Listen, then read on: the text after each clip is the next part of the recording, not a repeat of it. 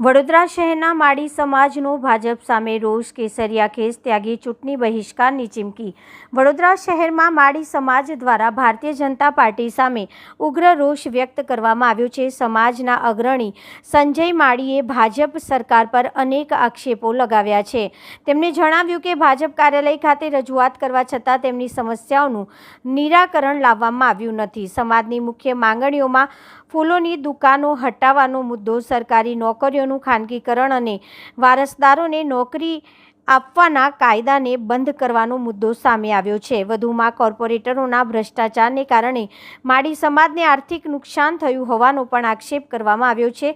વિરોધના પ્રતીક રૂપે કાર્યકરોએ ભાજપના કેસરિયા ખેસ ઉતારી દીધા હતા અને ખુલ્લેઆમ ચીમકી આપી હતી કે આવનારી ચૂંટણીમાં તેઓ ભાજપને મત નહીં આપે। સાથે જ કોઈપણ રાજકીય પક્ષને સમાજ વિસ્તારમાં પ્રચાર કરવાની મંજૂરી નહીં આપવામાં આવે તેવી જાહેરાત પણ કરવામાં આવી છે। આ ઘટનાને કારણે વડોદરામાં રાજકીય માહોલ વધુ ગરમાયો છે અને ચૂંટણી પૂર્વે આ મુદ્દો ચર્ચાનો વિષય બન્યો છે।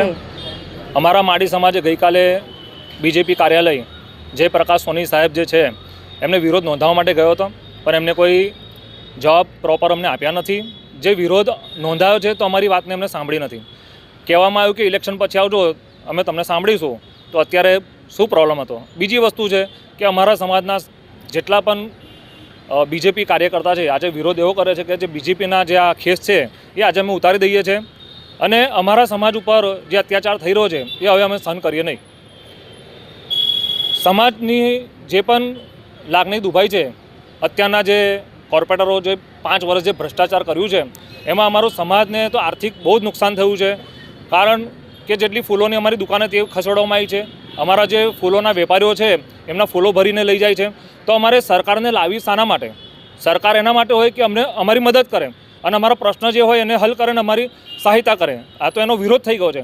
અમારા સમાજની જેટલી પણ સરકારી નોકરીઓ હતી એને પ્રાઇવેટ કરી દીધી।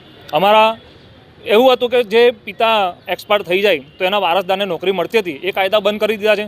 જ્યારે જીસીબી નહોતા અહીંયા વડોદરા શહેરમાં, જ્યારે 25-30 વર્ષ પહેલાંની વાત કરીએ છીએ, ત્યારે અમારા બાપદાદાએ અહીંયા ટીકમ અને પાવડાથી પાણીની લાઈનો નાખી હતી। હવે અત્યારે જો અમારા પર તમે આવું અત્યાચાર કરતા હોય તો અમને આવી સરકારની કોઈ જરૂર નથી। આજથી અમે આ ખેસ ઉતારીને મૂકી દઈએ છીએ। જે અમને સમર્થન આપશે અમે એમને સમર્થન આપીશું। કેટલા લોકો અહીંયા ભેગા થયા છે? અમારા સમાજના આગેવાન છે, ભેગા કરવા તો આખું સમાજ અમારું એક જ છે અને અમારા સમાજમાં બધે મેસેજ આપી દીધું છે કે આ વખતે કોઈ પણ બીજેપી સરકારને વોટ આપવામાં નહીં આવે। જે સ્થાનિક સ્વરાજ ચૂંટણી છે એમાં કોઈ પણ જે પાર્ટીના પ્રચાર માટે આવશે એને પ્રચાર બી નહીં કરવા દઈએ। કેટલા લોકોને આવી રીતે તકલીફ પડી રહી છે? કયા વિભાગોમાં એ લોકો કામ કરી રહ્યા હતા? અમારા સમાજના પાણી પુરવઠામાં, ગાર્ડન ખાતામાં અને અન્ય કેટલા ક્ષેત્રમાં કામ કરી હતા। જે ગાર્ડન ખાતામાં અત્યારે તમે જોવા જાઓ કે અમારા માળી જે અમારા જે પૂર્વજો હતા એમને આગળ દેશી અહીંના જે ઝાડ હતા એ લગાવ્યા હતા, વડ, પીપળો, જે ઓક્સિજન આપે છે।